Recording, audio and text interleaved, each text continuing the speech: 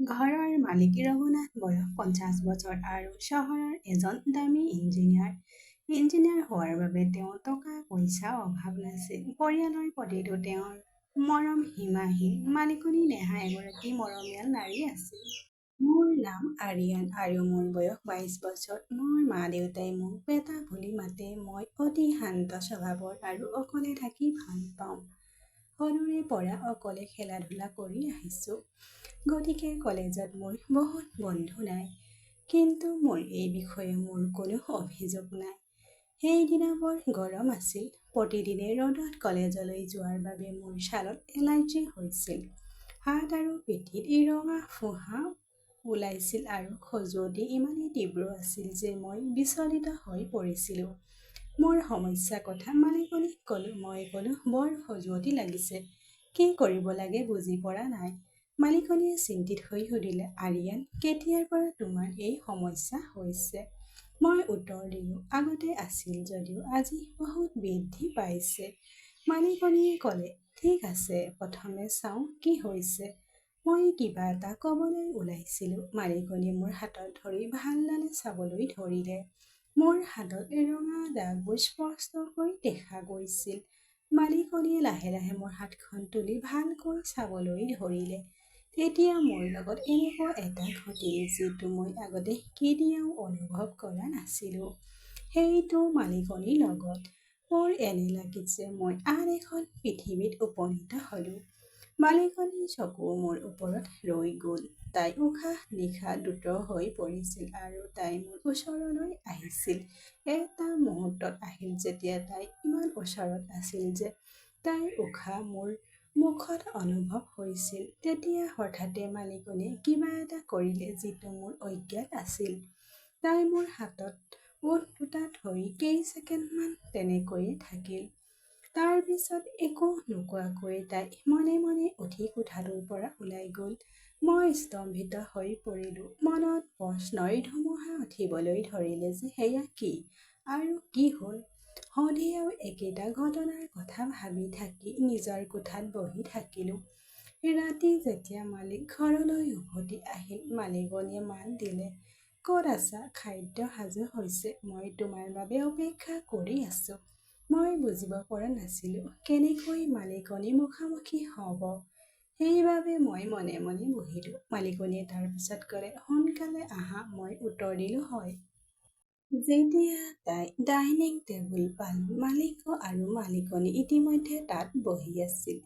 মালিকনীয়ে স্বাভাৱিকভাৱে কথা পাতি আছিল যেন একো হোৱাই নাই। তাই ক'লে, কোৱাচোন, কলেজত পঢ়া কেনেকুৱা হৈছে? মই উত্তৰ দিলোঁ, সকলো ঠিকেই আছে। তাৰ পিছত আমি সকলোৱে একেলগে খাইছিলোঁ। মালিকে দৈনন্দিন কামৰ কথা পাতি থাকিল, কিন্তু মোৰ মনোযোগ মালিকনীৰ ফালে গৈ আছিল। তাই শান্ত হৈ আছিল যেন একো হোৱাই নাই।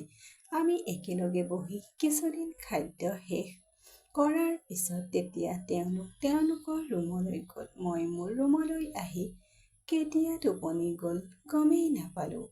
পিছদিনা ৰাতিপুৱা 7:30 বজাত সাৰ পাই সোনকালে সাজু হোৱাৰ পিছত ওলাই আহিলোঁ। মই সিহঁতৰ কাষত বহিলোঁ। ঠিক তেতিয়াই মালিকনীয়ে মাত দিলে, ব্ৰেকফাষ্ট সাজু হৈছে, সোনকালে আহা। মই ডাইনিং টেবুলত বহিলোঁ। ব্ৰেকফাষ্ট কৰি মই মোৰ ৰুমলৈ গ'লোঁ। তাৰ পিছত মালিকনী আহি দুৱাৰমুখত থিয় হ'ল। মই মনে মনে ওলাই আহিবলৈ চেষ্টা কৰি আছিলোঁ, কিন্তু মালিকনীয়ে মোক ৰখাই সাবটি ধৰিলে। তাই মোক সাবটি ধৰি মোৰ পিঠিত লাহেকৈ চৰ মাৰিলে। মই থতমত খালোঁ। মালিকনীক এনেদৰে প্ৰথম দেখিছিলোঁ। তেনেতে মালিকনীয়ে মোৰ ফালে চাই একো হোৱা নাই যেন হাঁহি এটা মাৰিলে। তেতিয়া তাই মোক সুধিলে, মোৰ শাৰীখন কেনেকুৱা দেখা গৈছে? মোক ভাল দেখা গৈছে নহয়। একো উত্তৰ দিব নোৱাৰি মনে মনে তাৰ পৰাই ওলাই আহি কলেজলৈ গ'লোঁ। কলেজলৈ যোৱাৰ মনটো মোৰ একেবাৰে নাছিল। মালিকনীৰ কামবোৰ মোৰ মনত বাৰে বাৰে ঘূৰি ফুৰিছিল। তাই কিয় এনেকুৱা কৰি আছিল? তাইৰ উদ্দেশ্য কি আছিল? মনত বহুত প্ৰশ্নৰ উত্থান ঘটিছিল। ক্ষন্তেক সময়ৰ বাবে নিজৰ ওপৰত খং উঠিল যে মই কিয় মালিকনীৰ কথা এনেকৈ ভাবিছোঁ। কিন্তু তেতিয়াই মনত পৰিল যে সেই মুহূৰ্তটো যেতিয়া তাই মোক সাবটি ধৰিছিল, মই নিজকে ক'লো যে কি হৈছে বুজিবলৈ চেষ্টা কৰোঁ। ইয়াৰ পিছত কি হ'ব সেয়া দেখা যাব। মই নাজানিছিলোঁ যে ঘৰ পাওঁতে মোৰ বাবে নিশ্চয় আৰু কিবা এটা ৰৈ আছে। ঘৰৰ অহাৰ লগে লগে মোৰ হৃদয়ৰ স্পন্দন বেছিকৈ খৰ হ'বলৈ ধৰিলে। ঘৰ পোৱাৰ লগে লগে এক অদ্ভুত নিস্তব্ধতা সৃষ্টি হ'ল। মালিকনী ক'তো দেখা পোৱা নাছিলোঁ। নাই, মালিকনী ক'লৈ গ'ল মই বুজিব পৰা নাছিলোঁ। তাইক ফোন কৰা সাহসো গোটাব পৰা নাছিলোঁ। গোটেই ঘৰখন বিচাৰি ফুৰিলোঁ যদিও ক'তো বিচাৰি নাপালোঁ। অৱশেষত টেৰেছলৈ গ'লোঁ। তাতে মালিকনীয়ে বাহিৰলৈ চাই আছিল। হয়তো মোৰ খোজৰ শব্দত তাই স্তম্ভিত হৈ পৰিল। মোক দেখাৰ লগে লগে তাই ক'লে, মই বৰ বেয়া। কালি আৰু আজি ৰাতিপুৱা মোৰ কি হ'ল মই নিজেও বুজিব পৰা নাই। মোৰ লাজ লাগে। তাইৰ মাতত বিষাদ বিৰাজ কৰিছিল। মই ভয় খাই তাইৰ ওচৰলৈ গৈ ক'লো, তুমি এই কথা কিয় কৈছা? মই তাইক সাৱটি ধৰিলোঁ। সেই মুহূৰ্তত মোৰ এনে লাগিল যে মই এটা সপোন দেখিছোঁ। মই পিছলৈ লৰচৰ কৰিবলৈ লোৱাৰ লগে লগে মালিকনীয়ে মোৰ হাতত ধৰিলে। ঠিক তাতেই ৰৈ গ'ল। তেনেতে মালিকনীয়ে অলপ হাঁহি মাৰিলে। ঠিক তেতিয়াই তলৰ মহলাৰ দুৱাৰ শব্দ হ'ল আৰু মালিকে মাত দিলে, নেহা ক'ত আছা? মালিকনী তৎক্ষণাত তললৈ নামি গ'ল। মালিকৰ বন্ধু এজন তললৈ নামি আহিছিল। দুয়ো বহি কথা পাতিবলৈ ধৰিলে। মালিকনী পাকঘৰলৈ গ'ল আৰু মই মোৰ কোঠাত বহিবলৈ বহিলোঁ। ৰাতি 11 বজাত আমি সকলোৱে খাবলৈ বহিলোঁ। বন্ধুজন গুচি গ'ল আৰু মালিক ভাগৰুৱা যেন লাগিছিল। খোৱাৰ পিছত শুই পৰিল। প্ৰায় 30 মিনিটৰ পিছত মালিকনী মোৰ ৰুমলৈ আহি ক'লে, মোৰ ৰুমলৈ আহা। এই বুলি কৈ তাই নিজৰ কোঠাটোলৈ গ'ল। মোক কিয় মাতিলে মই বুজিব পৰা নাছিলোঁ। মোৰ অস্থিৰতা বাঢ়িবলৈ ধৰিলে। অৱশেষত তাইৰ ৰুমলৈ গ'লোঁ। ভিতৰলৈ যোৱাৰ লগে লগে মই আচৰিত হৈ পৰিলোঁ। মালিকনী মালিকৰ কাষত বহি আছিল। মোক দেখি তাই শুই চকু দুটা মুদি দিলে। এই একো বুজিব পৰা নাছিলোঁ। মই কিছু সময় থিয় হৈ থাকিলোঁ। তাৰ পিছত মালিকনীয়ে লাহে লাহে চকু মেলি মোৰ ফালে চালে। তাইৰ চকুত এক অদ্ভুত জিলিকনি আছিল। আমি দুয়ো একো নোকোৱাকৈয়ে কিছু সময় ইজনে সিজনৰ ফালে চাই থাকিলোঁ। তেনেতে মালিকনীয়ে লাহেকৈ হাঁহি এটা মাৰি ক'লে, মোক কেনেকুৱা লাগিছে? ধুনীয়া বুলি ক'লোঁ। কোনোবাই যদি মোক সুধিব যে মই স্বৰ্গত থাকিব বিচাৰোঁ নে মালিকনীৰ লগত থাকিব বিচাৰোঁ, মই সদায় ক'ম মালিকনীৰ লগত। এই কথা শুনি তাই হাঁহি হাঁহি ক'লে, যদি মোক ইমান ভাল দেখা যায় তেন্তে তুমি আহিবলৈ ইমান সময় কিয় লাগিল? তাইৰ কথা শুনি মই লাজত ৰঙা হৈ পৰিলোঁ। তেতিয়া তাই মোক জোকাই ক'লে, ঠিক আছে, কোৱা তাইৰ নাম কি? মই থতমত খাই সুধিলোঁ, কাৰ? মালিকনীয়ে হাঁহি এটা মাৰি ক'লে, তুমি যিজনৰ কথা ভাবিছা। মোৰ বৰ লাজ লাগিল, কিন্তু মই মনে মনে থিয় হৈ থাকিলোঁ। মোৰ মৌনতা দেখি হাঁহিবলৈ ধৰিলে আৰু ক'লে, যেতিয়া তুমি ইমান দিনে চিন্তা কৰি থাকিলা তেতিয়া তোমাৰ লাজ নালাগিল? মই উত্তৰ দিলোঁ, মই কিয় লাজ কৰিম? মোৰ উত্তৰ শুনি মালিকনীয়ে সুখী হৈ মোক তাইৰ কাষত বহিব দিলে। এতিয়া তাই মোৰ মাজত আছিল। মালিক গভীৰ টোপনিত আছিল। তাৰ পিছত সিফালে সলনি কৰি আৰু তাইৰ হাতখন মালিকনীৰ ওপৰত আহিল। মালিকনীয়ে লাহেকৈ হাঁহি এটা মাৰি মোৰ হাতখন ধৰি একে ঠাইতে ৰাখিলে। তাৰ পিছত তাই ক'লে, কালি মই ভাবিছিলোঁ যে তুমি মোক তোমাৰ কৰি ল'বা, কিন্তু তুমি মাত্ৰ লাজ অনুভৱ কৰা। মই মূৰ তল কৰিলোঁ। মালিকনীয়ে ক'লে, মই ভাবিছিলোঁ তুমি মোক মানি ল'বা। সেইবাবে তোমাক মোৰ ৰাজা বনাবলৈ ওলাইছোঁ। কিন্তু এতিয়া যেন মই তোমাৰ দাস হ'ব লাগিব। তাইৰ কথা শুনি মই আচৰিত হৈ পৰিলোঁ। তেতিয়া মালিকনীয়ে কাঠুৱাৰ তলৰ পৰা মংগলসূত্ৰ আৰু সেন্দুৰ বাকচ এটা উলিয়াই ক'লে, মই বিচাৰোঁ যে তুমি মোৰ ওপৰত নিজৰ হাতেৰে সেন্দুৰ লগাই মোক মংগলসূত্ৰ পিন্ধাই দিবা। কিন্তু এতিয়া এনে লাগে যে এই সম্পৰ্কত মইহে আচল পুৰুষ আৰু তুমি মোৰ পত্নী হ'বা। মই নিমাত হৈ একো ক'ব নোৱাৰিলোঁ। মালিকনীয়ে মোৰ হাতত সেন্দুৰ আৰু মংগলসূত্ৰ আগবঢ়াই দি ক'লে, তোমাৰ লগত ৰাখা আৰু গোটেই ৰাতি চিন্তা কৰি কোৱা, মোক তোমাৰ পত্নী কৰিবানে? তাৰ পিছত তাই মোৰ মূৰত চুমা খাই মোৰ কপালত লাহেকৈ থপনিয়াই দিলে। এতিয়া যোৱা বহুত দেৰি হৈছে, ৰাতিপুৱা কলেজলৈ যাব লাগিব। শুভ ৰাতি। মনে মনে সেন্দুৰ আৰু মংগলচূত লৈ মোৰ ৰুমলৈ গ'লো। ইমানেই ভাগৰুৱা হৈ পৰিলো যে বিচনাত শুই থকাৰ লগে লগে মোৰ টোপনি আহিল। ৰাতিপুৱা চকু মেলি বিচনাত পৰি আছিলো। নিজকে দেখি হাঁহিছিলো আৰু অন্তৰত বহুত সুখী হৈছিলো। খৰধৰকৈ সাজু হৈ ওলাই আহিলো। ব্ৰেকফাষ্ট কৰি কলেজলৈ গ'লো। সেইদিনা কলেজত সময় পাৰ হৈ যোৱা নাছিল।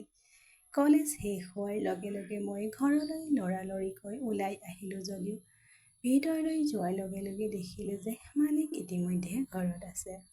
তেওঁক দেখি মই মনে মনে মোৰ কোঠালৈ গ'লো। বিচনাত শুই পৰাৰ লগে লগে টোপনি আহিলে। ৰাতি ৭ বজাত মালিকে মোক জগাই দিলে। কৰবালৈ যোৱাৰ দৰে সম্পূৰ্ণ সাজু হৈ আছিল তেওঁ। তেওঁ ক'লে, "হীৰা, উঠা, কিমান দেৰি শুবা? চোৱা কিমান সময় পাৰ হৈ গ'ল।"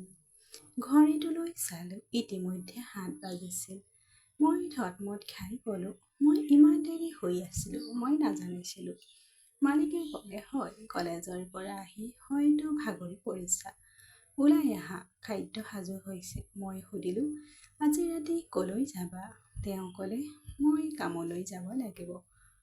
মোক সহায়ক প্ৰয়োজন আছে।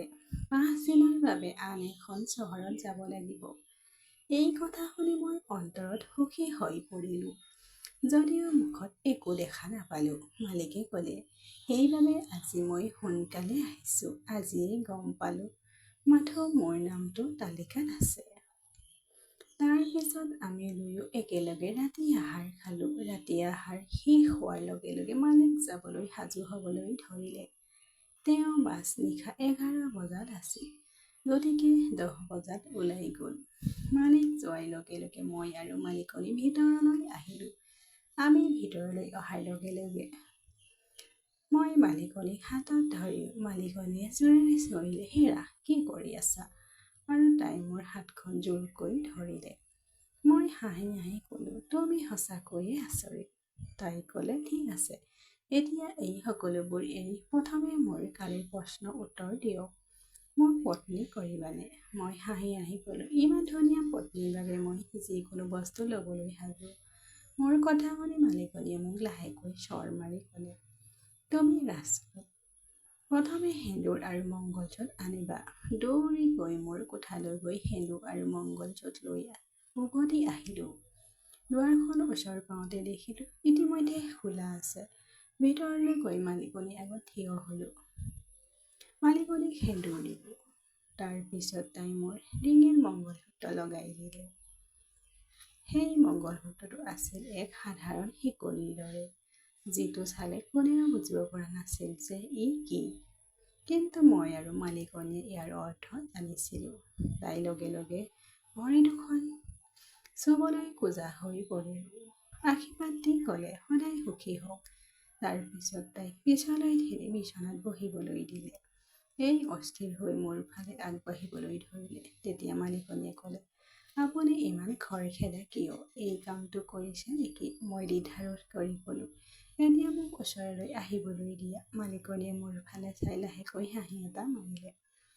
মই আগতে বহুত সাহস দেখুৱাই আছিলো। মই ক'লো, "তুমি মোক অশান্তি দিছা।" মালিকনীয়ে জোৰেৰে হাঁহি হাঁহি ধেমালি কৰিবলৈ ধৰিলে। মই ক'লো, "গতিকে এইটোৱে তোমাক শিকোৱাৰ সঠিক উপায়।" ময়ো হাঁহি হাঁহি মাত দিলো। তেতিয়া তাই হাঁহি এটা মাৰি ক'লে, "ঠিক আছে মোৰ ৰাজা, এতিয়া কি কৰিব বিচাৰিছা?" এইবাৰ প্ৰথমবাৰৰ বাবে মালিকনীয়ে মোক ৰাজা বুলি মাতিলে। মই আনন্দত তাইৰ ফালে আগবাঢ়িলো। কিন্তু মালিকনীয়ে ক'লে, "ইমান খৰখেদা কিয়? মই পলাই যোৱা নাই।" মই হাঁহি হাঁহি ক'লো, "হয়, কিন্তু এতিয়া মোৰ ধৈৰ্য নাই।" তাই হাঁহি হাঁহি ক'লে, "ভাল কৰিলা ল'ৰা। এতিয়া চাম তুমি তোমাৰ দেহাক কিমান দূৰলৈ লৈ যোৱা।" মালিকনীৰ এই ষ্টাইলটো মোৰ বৰ ভাল লাগিবলৈ আৰম্ভ কৰিছিল। তাইৰ এই নতুন ৰূপটো দেখি মই ৰোমাঞ্চিত হৈ পৰিছিলো। তাৰ পাছত মই মৃদুৰভাৱে ক'লো, "এটা কথা কোৱা।" তাই হাঁহি হাঁহি ক'লে, "কি কথা?" মই ক'লো, "মালিকে তোমাক বাবু বুলি মাতে নহয়?" মালিকনীয়ে প্ৰথমে ৰৈ গ'ল। তাৰ পিছত হাঁহি এটা মাৰি ক'লে, "হয়, কিন্তু তাৰ অৰ্থ আপোনাৰ বাবে কি?" মই হাঁহি হাঁহি ক'লোঁ, এতিয়া ময়ো তোমাক বাবু বুলি মাতিম। মালিকনীয়ে জোৰেৰে হাঁহিলে আৰু মোৰ গালত লাহেকৈ চৰ মাৰি ক'লে, একেবাৰে নহয়। তেনেতে তাই হাঁহি এটা মাৰি ক'লে, কি বুলি ভাবিছা? মোৰ পৰা কোনোবাই আঁতৰি থাকিব পাৰিবনে? মই লগে লগে ক'লোঁ, নাই। তাই মৰমেৰে ক'লে, তাৰ পিছত তুমি তোমাৰ উত্তৰ পালা। মই অলপ দ্বিধাৰত হৈ ক'লোঁ, সেইদিনা তোমাক দেখি মই নিজকে ৰখাব নোৱাৰিলোঁ আৰু তাৰ পিছত এই সকলোবোৰ ঘটিল। তাই নিমাত হৈ পৰিল। তাৰ পিছত মই সুধিলোঁ, তুমি এতিয়া সুখীনে? মালিকনীয়ে মাত দিলে আৰু হয় বুলি ক'লে। মই হাঁহি এটা মাৰি ক'লোঁ, কি কৰি আছা? মই তোমাৰ দাস নেকি? মোৰ কথা শুনি তাই লাহেকৈ হাঁহি এটা মাৰিলে আৰু মই লাজ অনুভৱ কৰি ধেমালিতে সুধিলোঁ, তুমি মোৰ দাসী হবানে? তাই মোক লাহেকৈ বকিবলৈ ধৰিলে আৰু ক'লে, প্ৰথমে মনে মনে বহা। কিছু সময় নিস্তব্ধ হৈ থকাৰ পিছত ৰাতি দেৰি হোৱাৰ বাবে মোৰ টোপনি আহিবলৈ ধৰিলে। কিছু সময়ৰ পাছত চকু মেলি দেখিলোঁ মালিকনী এতিয়াও সাৰ পাই মোলৈ চাই আছে। মই আচৰিত হৈ সুধিলোঁ, তেনেকৈ কি চাই আছে?